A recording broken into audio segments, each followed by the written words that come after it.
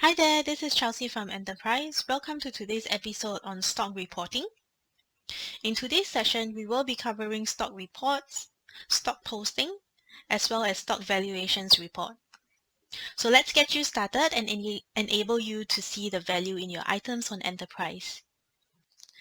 There are a number of reports available in Enterprise to show you the value in your stock items. For example, stock totals for each item, what warehouse the stock is stored, and the value of that stock. So let us take a look at the stock report. This is a detailed report on all your items, where you can see the breakdown of stock totals within the warehouse. From here, you can filter the columns to get the information you require.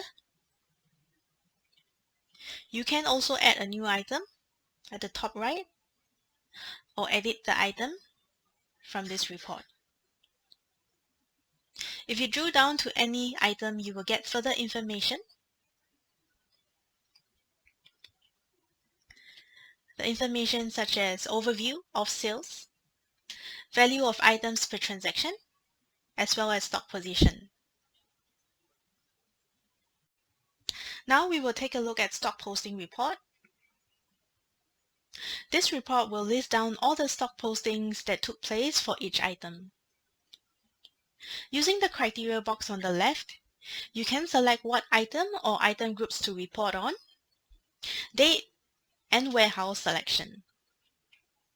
If nothing is changed, then all the items are reported historically.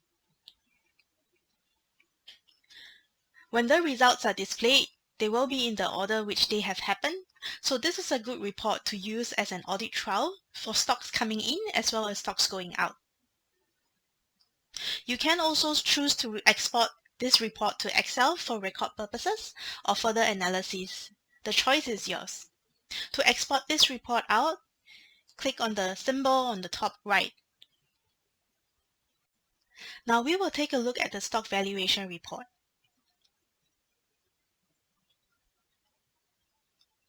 You can run this report to get a value on your stock items at a chosen price list.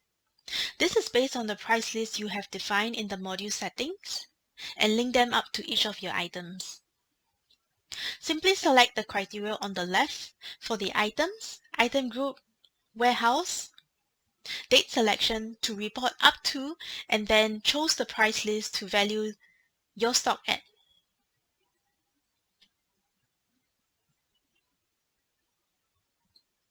When the results are returned, you will see that we have a cost price column as taken from the chosen price list by the quantity in stock for that period to give you the value.